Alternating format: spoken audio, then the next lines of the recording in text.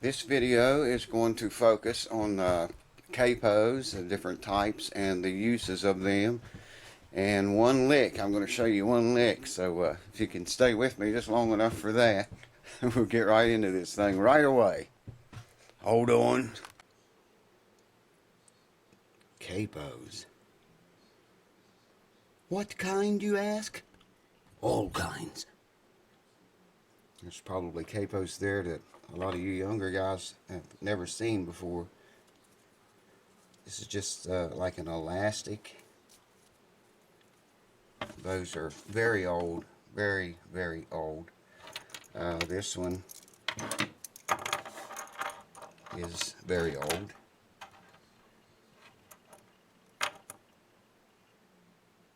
It still works. Now, let me get into the better stuff. This is very old. I would toss that. Every one of those capos that you see so far, I would toss out the window and never use.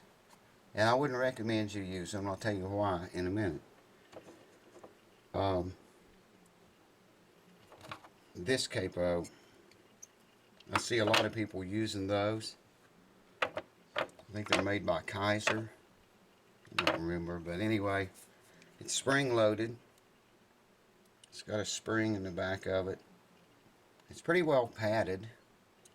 It's got good protection, but you can't adjust the amount of pressure it puts down on your strings.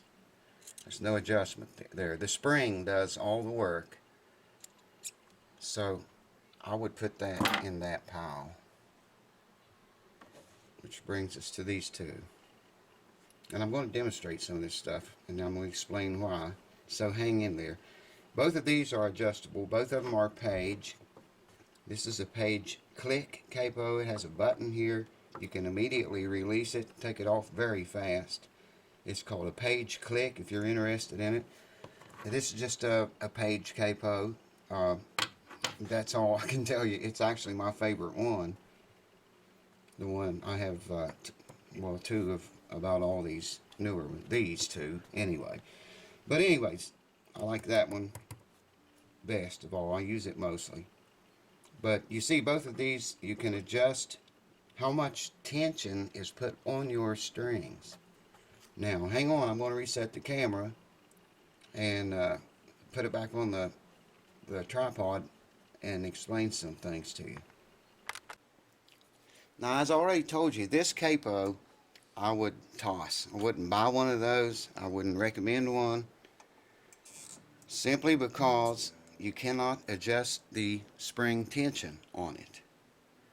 Now, it's not as this problem is not as bad on guitars, but a lot of people use these on banjos. This thing is squashing those strings down in behind that fret. I mean, it's enough to sharpen the pitch, you know, make it out of tune. I guarantee you, if you use one of these, you're going to tune quite a lot when you put it on, especially a banjo or something with lighter strings, or even guitars with lighter strings.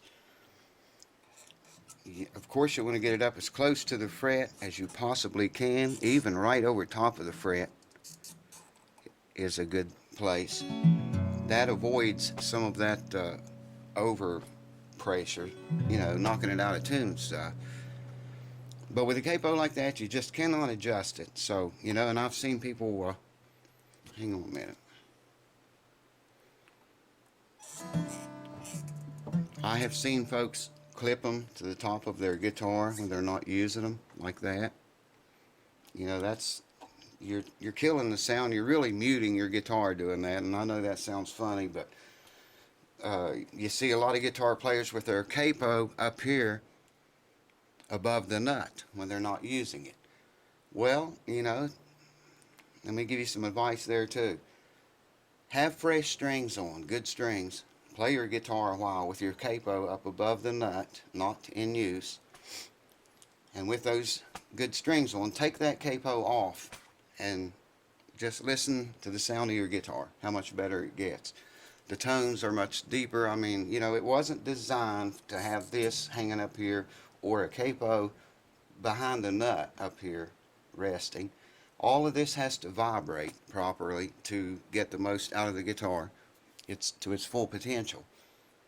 I learned this from Tony Rice. If you'll notice, he never has a capo above the nut or a tuner or a capo, you know, hooked on up here on the peg head. Because of that, because it really mutes your instrument. I mean, just try it. Take it off and listen to your instrument with, you know, decent strings on it, new ones preferably. Okay, let's talk about my favorite capo now. Like I say, it's just an adjustable page. It's got a screw in it. It doesn't take all that much longer to put on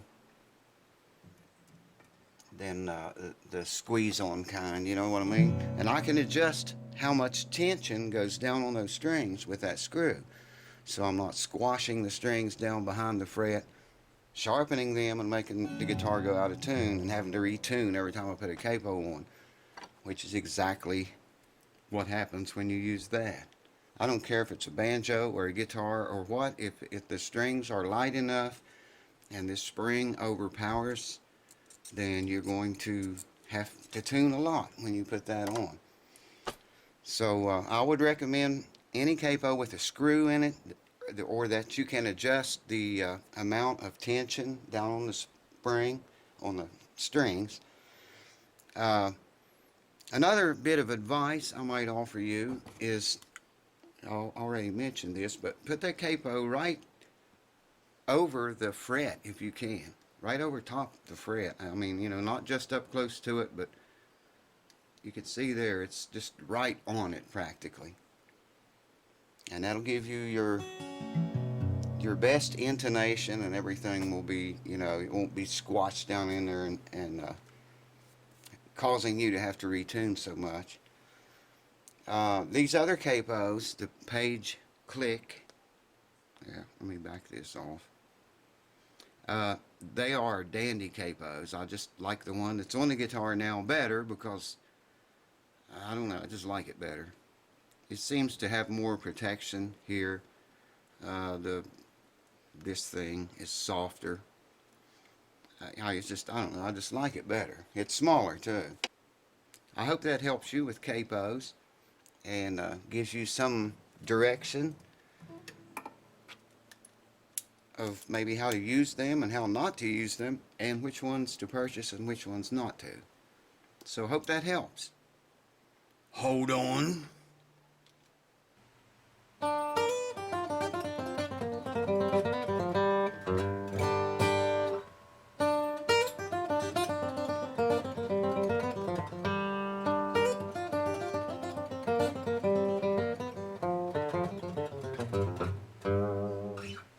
There's a lot of variations to that lick. That's the lick I'm going to show you.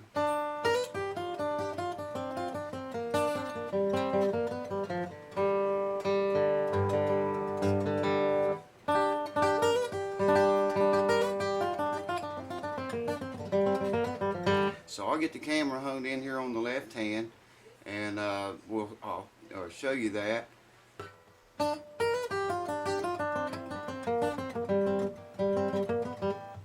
Okay, so the lick starts on the, there's a lot of different ways that you can start this. I start it several different ways. Sometimes I'll do a triplet. That's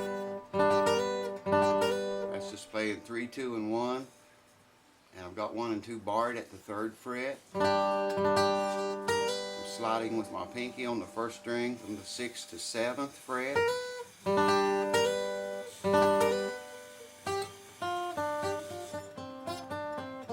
Let me just do the lick for you slow.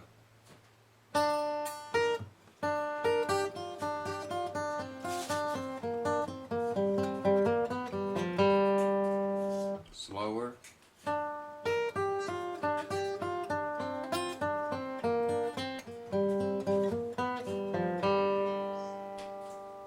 And now we'll tear it apart. Like I say, there's different ways you can start that.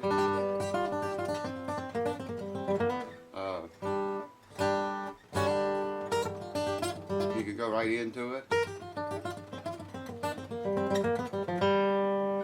Or you can bend, slide like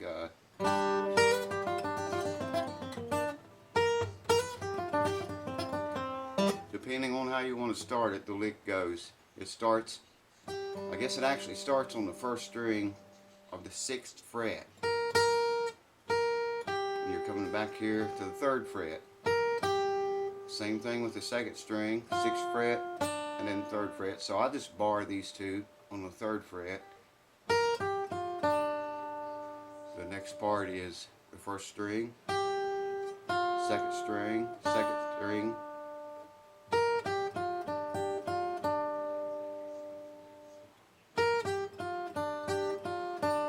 Now you're going to note the 3rd string here on the 5th fret and keep the 2nd string down on the 6th fret. So we have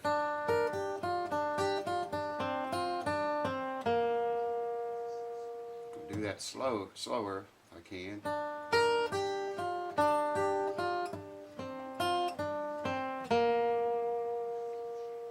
At this point you want to bar the 2nd and 3rd strings at the 3rd fret.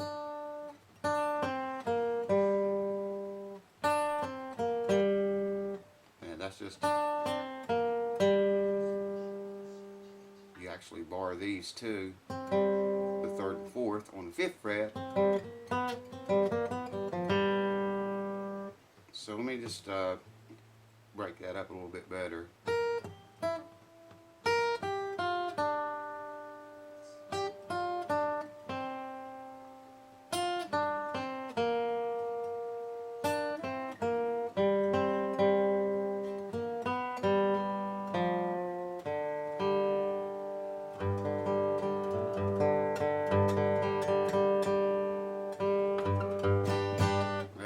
Tune and strings is dead and everything, but anyway, again I'll make mention this is for the intermediate to advanced people, pickers, beginners. I wouldn't recommend you tackle this because it's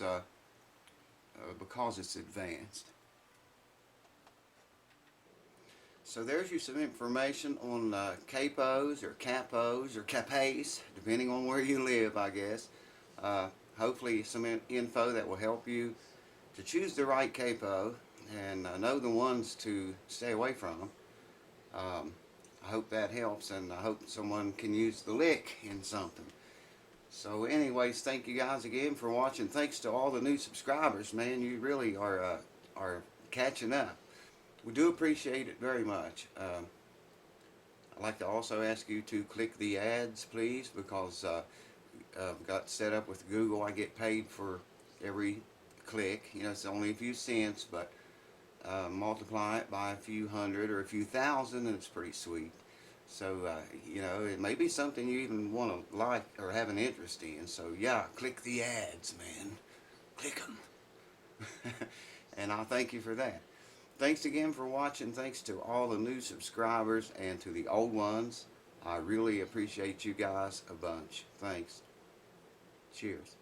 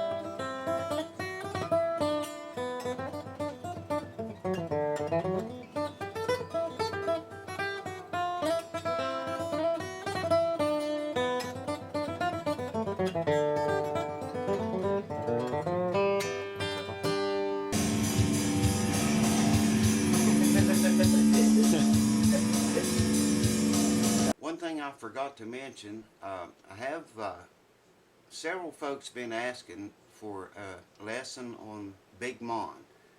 I think that's a Monroe tune. I'm not sure. I really can't remember. But I believe Monroe might have written that. I don't know. But several people have been asking me for a lesson on that, flat picking that tune. So that's probably going to be coming up next after this video. So you people hang around, the ones that you know who you are, just hang around and we'll do that for you. Hopefully it will help some other people too and learn some new riffs and licks and stuff. There's lots more repair work going to come up here, and lots more lessons and just all kinds of good shit, baby. So you got to tell your friends to subscribe. You got to call them all up, tell them to go to this cat's YouTube page and subscribe to it, especially if you watch these videos. So please do subscribe, tell everybody you know, and let's see how high we can make that number go. Thanks to everyone. Look for the Big Mon lesson up next, probably. Maybe a guitar fix. Shit, I don't know, man. We'll see what happens, baby. Cheers to you. Peace out. So yeah, click the ads, man. Click them. Sure, I really can't remember.